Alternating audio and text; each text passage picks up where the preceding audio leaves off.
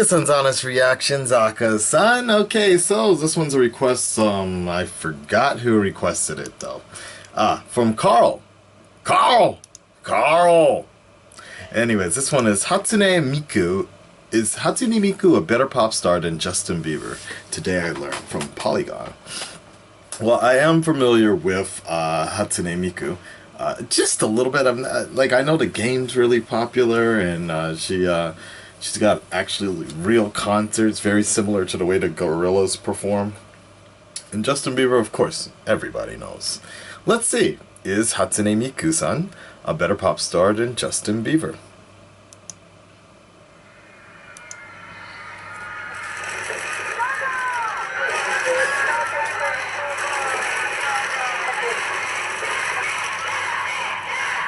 Pop stars. We love them so much, it hurts. It hurts us, but mostly it hurts them. You know Justin Bieber. A few years back, we were all like, that dude's gonna melt down faster than a piece of feta in a fondue pot. Well, it's finally happening, and it's kind of funny. But it's mostly tragic. Justin Bieber, arrested in Miami Beach for DUI, street racing, resisting arrest. And all we can say is, finally, right? What you say? What you say? As hard as it is to imagine from a distance, Justin Bieber is what we like to call a human being. Like you, and like me. I get it, he's made his fair share of bad decisions. True. But there's an argument that Justin Bieber's personality and behavior are the result of an unusual and insustainable lifestyle. And Biebs is merely the latest in a long line of pop stars just like him, whose lives have just managed to fall apart. What if it didn't have to be this way? What if we could have all the joys of a pop star? We could have them improve our lives without destroying their own. True. Hatsune. It'd be pretty great, right? Alright.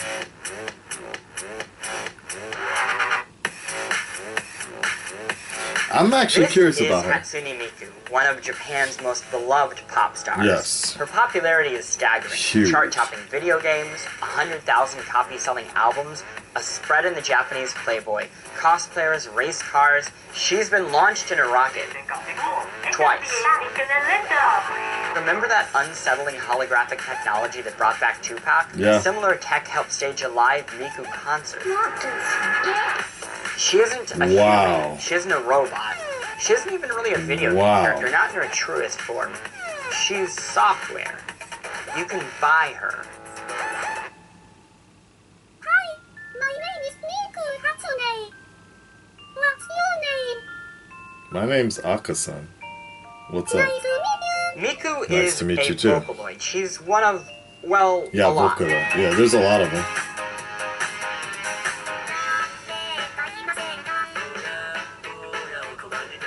In 2000, Yamaha began co-development of a piece of musical composition software that imitated the human voice. They dubbed this software Vocaloid. Right. The software samples a collection of real human vocal recordings, then manipulates them into something entirely new. Early on, Vocaloid software catered to professional musicians and producers. Its packaging and promotion often felt very dull, utilitarian even. Krypton, a Japanese music software developer, had the idea to give its second Vocaloid a face. I'm Hatsune Miku from Krypton Future Media. They hoped a character like a spokesmodel would lure customers into choosing their software over the competition's. Krypton's CEO named this character Hatsune Miku, which translates roughly to first sound from the future. That makes sense, She has no backstory, just a body type. She's 16 years old, with turquoise pigtails and a skin-tight bodysuit. Yeah. She'll look this way forever. Krypton's strategy worked. Professionals took interest in Miku immediately, but unexpectedly, so did an enthusiast fan base. Krypton's CEO claims that Miku fans were posting fan art online within the day of release. Why, though? Well, in short, creative freedom. While the software was designed for professionals, anyone who purchased Krypton's program could use it to produce and freely distribute their own Hatsune Miku songs. Really? Welcome to the Zero-G Vocaloid tutorial. Once you know the basic procedure, creating vocal tracks in Vocaloid is actually quite easy. And if fans or professionals wanted to profit off the music, they had the opportunity to partner with Krypton. And Krypton didn't simply make the music like YouTube, software yeah. open source. The company made Miku herself available to the public. Artists and musicians were free to modify, repurpose, and publish work featuring the character however they liked. So suddenly, the software and the image were serving as this gateway into real-world careers for people who had no involvement in the music industry previously. Right. Within a year, Miku featured in hundreds of fan-made songs. Within 5 years, fans had developed software for choreographing dances, designed a handful of Miku spin-offs, and published thousands of web videos viewed millions of times. Yeah. Miku's fame congealed because a community of fans produced an amount and variety of music that would be impossible and impractical to expect from a single person. Like sharing apple. Here is a year's worth of music from Justin Bieber. And here is a year's worth of music from Hatsune Miku.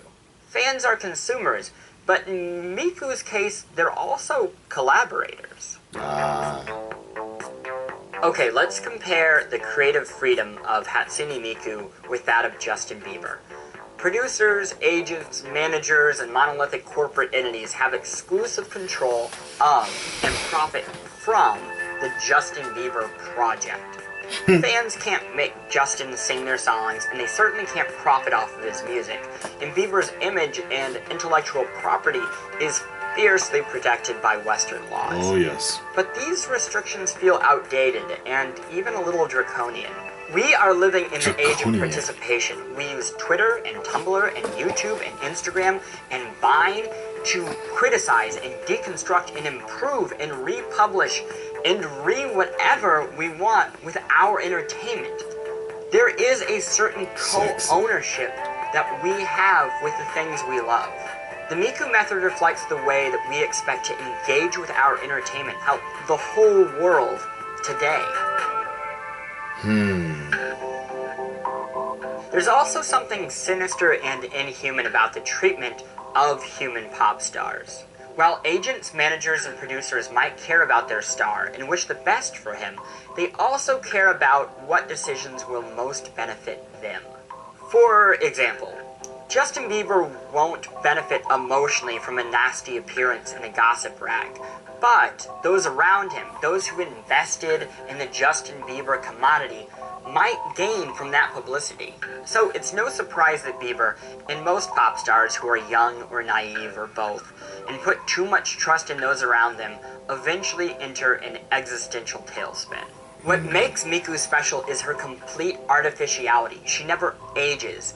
She's not going to appear in a gossip rag after a weeknight bender. She's not even going to have a weeknight bender, not unless someone wants to.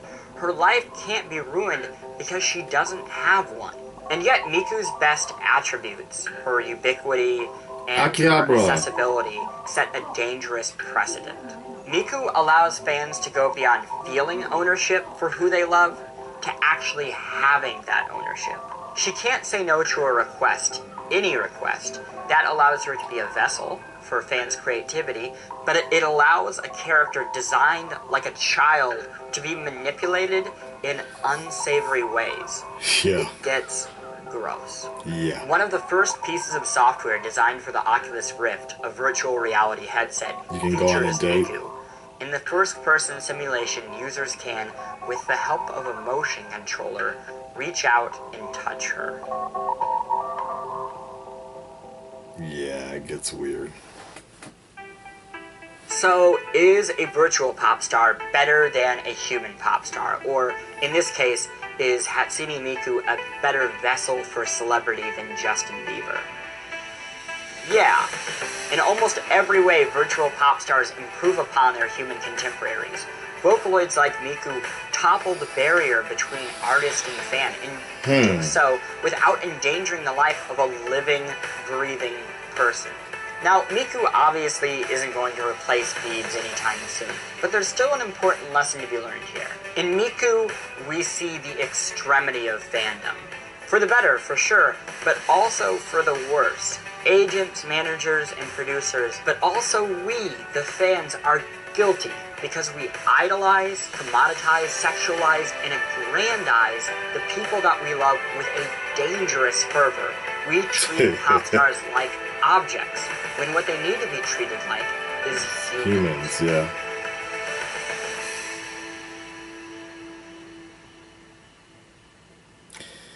That was interesting. I did learn something today. I did learn something. Well, wait, she was on David Letterman. That's right, she was.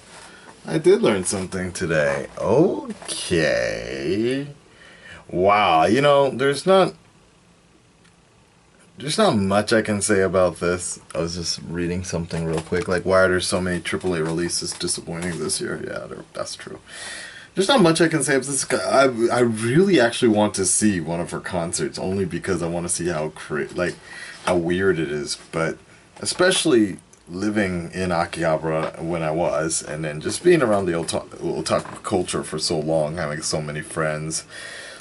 Landlord is otaku. I understand that it is important to him, and it is that hands-on feeling, and that's part of what makes YouTube so special as well, because, you know, no manager or agent or whatever told me to make a reaction to this, but I did, right? Because I wanted to, and I can do whatever I want with this channel. So there is that sort of freedom. And will the modern day celebrity change? Probably not. I mean, agents hate YouTube. Brian will tell you that agents hate YouTube because we're getting jobs and offers, but cutting out the middlemen and such. Cockroach. Okay, I gotta go. Gotta kill it. The struggle is real. Peace, guys. This is still a big challenge of how we're gonna figure this out. Nice trendy bar right there. Hello. Oh, look at this guy dancing. Oh snap! Oh yeah! Okay. God damn! Oh shit! Oh shit! Oh, very good. Very nice. All right. Good job. What the fuck was that?